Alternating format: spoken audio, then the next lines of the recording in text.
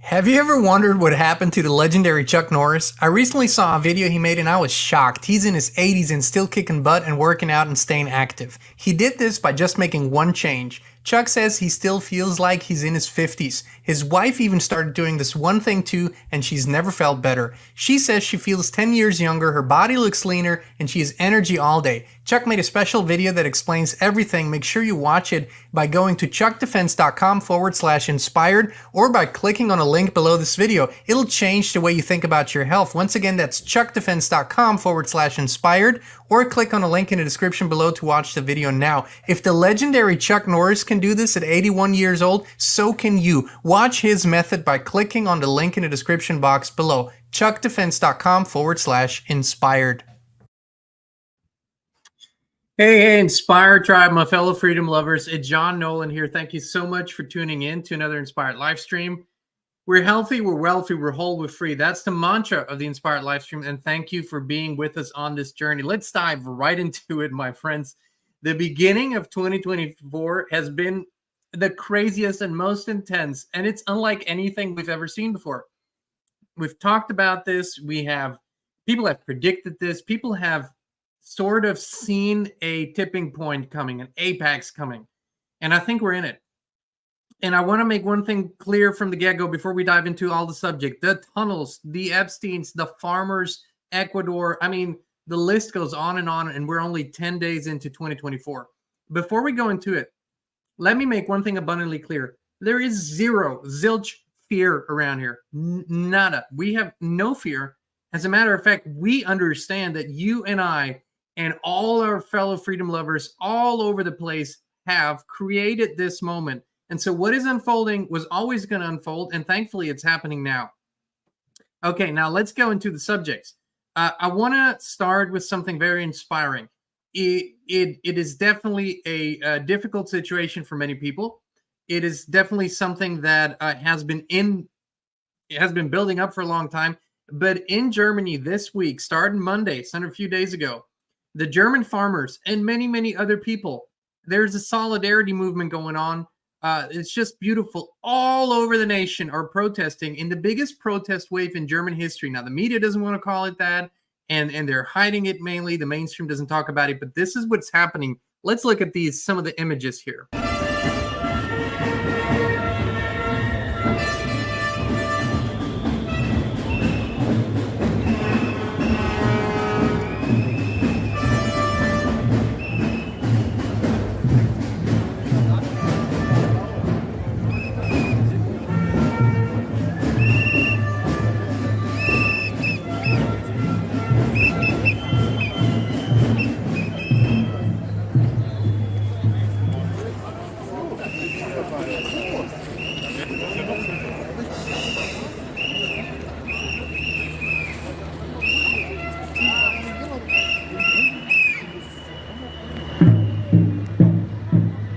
Look at this, friends. Look at this. Look at this. It's beautiful.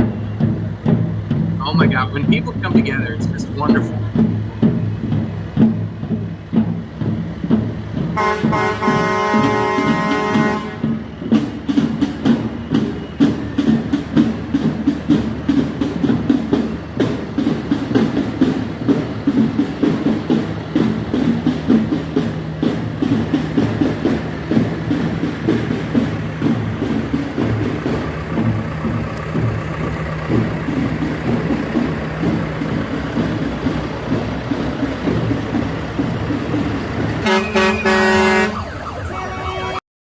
Just wonderful images from all over Germany.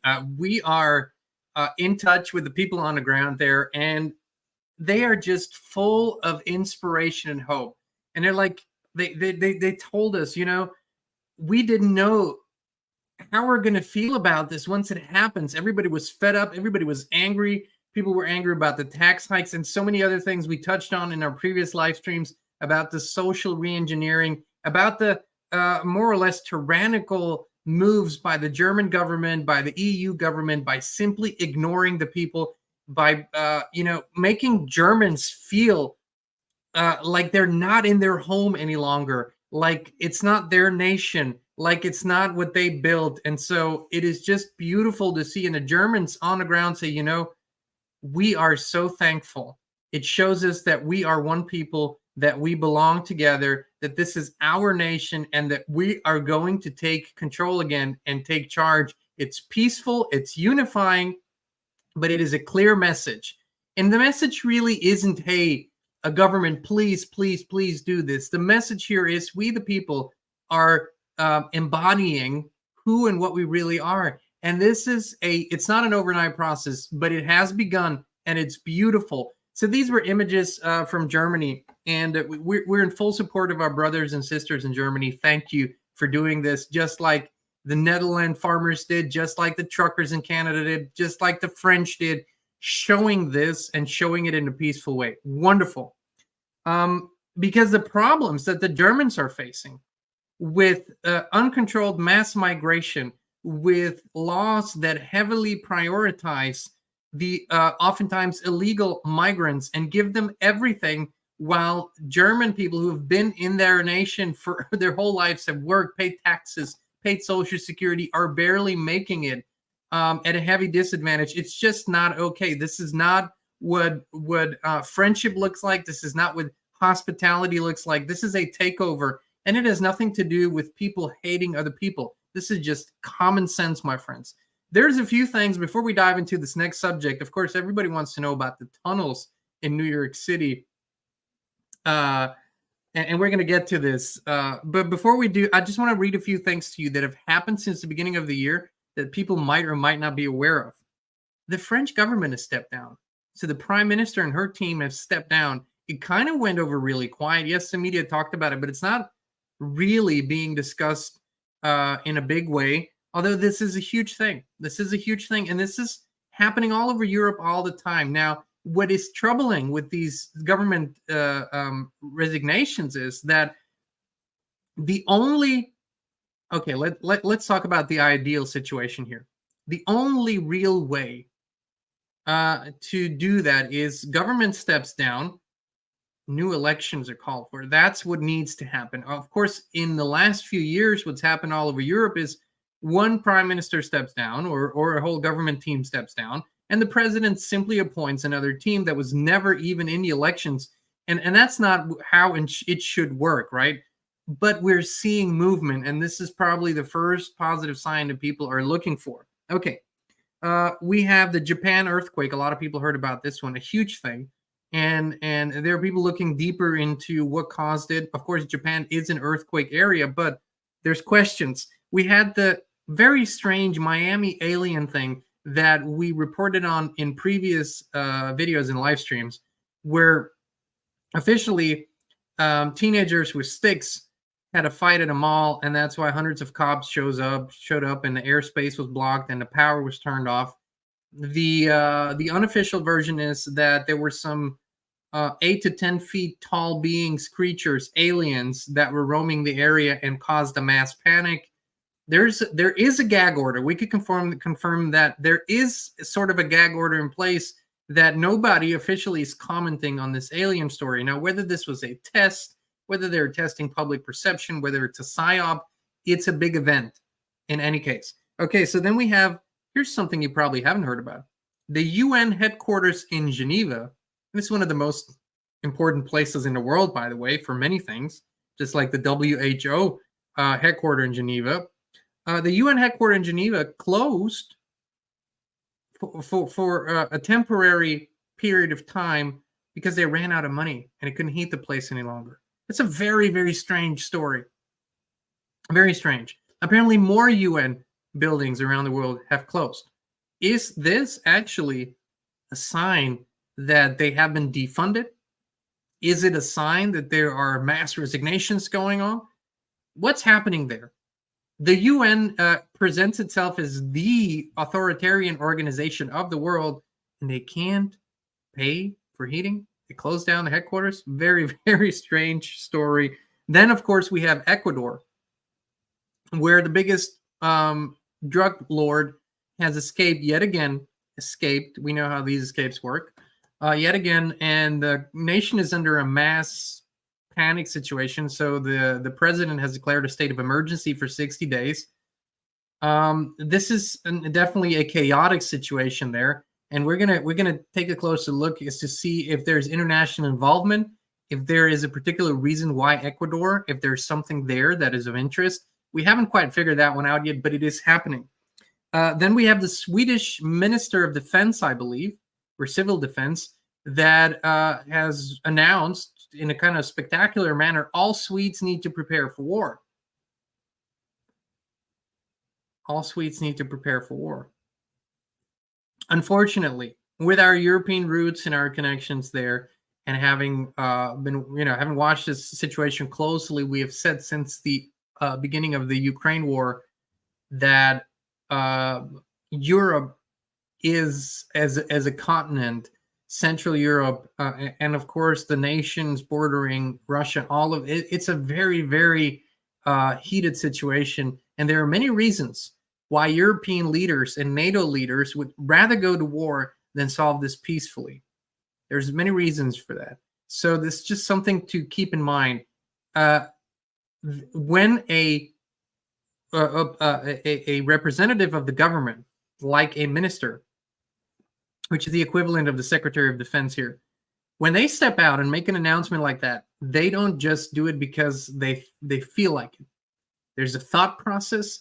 There's a particular need for it. There's something that they are projecting with that message. Otherwise, you don't do it. Nothing in politics is nothing like this is ever random. Okay, so this is something very important, of course. And before we go now to the tunnels are a big subject, have been, but nobody's really talking about the bigger meaning of the tunnels, by the way. Before we go into the New York tunnels, there's the big elephant in the room, the Epstein story. Part of my theory is, friends, what is unfolding in front of our eyes, there are many reasons why this, why there's such an unbelievable amount of unusual events happening in the first 10 days of this year. It is clearly the year of the reckoning. We recently had our astrologer friend, George H. Lewis, on here, who has basically called it the year. This is the reckoning. And yes, it is the reckoning. We've expected this. However, nobody can tell you exactly when it will start. You just see when certain dominoes are falling. Okay, this might be happening. And by the way, Sausage Fingers, Charlie Boy, King Charlie Boy in the UK is also thinking about stepping down and giving the reign over to his son, William. So, okay, so this is that. But we wanted to talk about Epstein. How did I get from King Charles to Epstein? Interesting connection. I could basically look at any prominent figure in the world and get to Epstein. It's the whole point, right? The whole point is, as I've said before, Epstein, don't just look at one guy. Don't think that this is one or two people, Epstein and Ghislaine Maxwell, who kind of in a one-stop shop operation, two people were orchestrating this whole thing. This is a massive ring that spans all over the place. We have to look much deeper. But there is a system that you need to look at. What does that system signify? What does it use? How are people being manipulated, blackmailed, coerced? And if you look at the names involved, and let's not assume that each and every one on a list must be a perpetrator. I have been in the business world all my life because of my family, because of my dad and Christine's family being in the business world. There's all kinds of uses for people in a structure. Most people are used as useful idiots. I'm sorry to say it. They are used. You do this, we do that, and we scratch each other's backs, and we don't know about anything else. Actually, the vast majority of people that you need in those kinds of nefarious structures are useful idiots. They don't know a lot. But then there are those who are in important decision-making positions, and a lot of them are compromised in one way or another. The Epstein thing is also directly connected to this next subject, and that's these tunnels. I don't know. This is when we talk about the Chabad-Lubavitch tunnels in New York City. Let me play this footage while I'm talking over this. The story was that at the Chabad Lubavitch headquarters in New York, they found these tunnels. And this is a big deal 2 days ago, and arrests were made, and a big commotion. But here's the thing. Tunnels are not something new. They exist all over New York, a deep underground, massive tunnel system. I've been actually looking into this, reading books and researching, since I was probably in my teens. Remember about the vast network of tunnels and a population that lives underground. People always think it's just homeless people. Yes, that too. But there's multiple stories going down. While we're looking at this here, there's a vast. I'm sorry, that was the wrong. A vast network of tunnels under every major city. Also, some tunnel networks that are connecting cities. There's a vast network of tunnels in Central Europe, all over Europe, and probably all over the world, my friends. And this connects to a much bigger subject. When people talk about tunnels today, it's mainly because of the Q movement, what happened in 2020, when it was announced that the tunnels that are used for human trafficking or child trafficking operations are being flooded or being destroyed, and perps are being arrested, and all that. I'm not saying that some of it is not part of it, but tunnels are something much bigger. In today's time, vast tunnel networks are all over the place that have secure underground bunkers, that have underground living facilities, that are storing emergency products, foods, whole cities that can house up to, I don't know, 1-2 million people in a emergency event. People could go underground. The critical people that are needed for the infrastructure would go and have been going underground. This is a worldwide thing. This is where the military and the government, they are preparing these things. And this is massive. This is so huge, we can't imagine this. But the tunnels are an old thing. Ancient underground systems are being discovered all over the place. And it's not just nefarious things. In recent or in previous resets, and we've had resets, civilization resets, we have mass destruction events, like Jason Brashears talks about. The next one, the next reset event, 2040, and then another one, 2046. They're of a different quality. And if you go to Archaics, Jason Brashears, he'll talk about it, and has been for a long time. But these resets are happening, and there are so many indigenous cultures and folklore and stories that will tell you that periodically all of the people are going underground to survive over certain periods of times. And they have talked about how vast the system underground is, how there is a world inside of this world, and what all it entails. This is a huge story that goes way beyond these tunnels in New York City, or this story here. And it has been said that there have been periods on the surface of Earth that were not survivable, and that's why people always have been going underground. As a matter of fact, there are people who are claiming that more people over longer periods of time have lived underground than on the surface.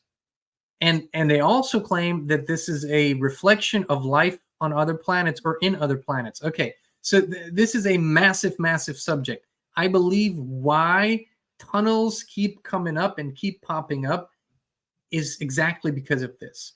There is a momentum of awareness that needs to be created around these subjects. It is a subtle thing.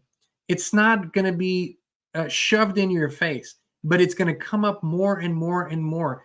And people are called to look below, look underground, look deeper.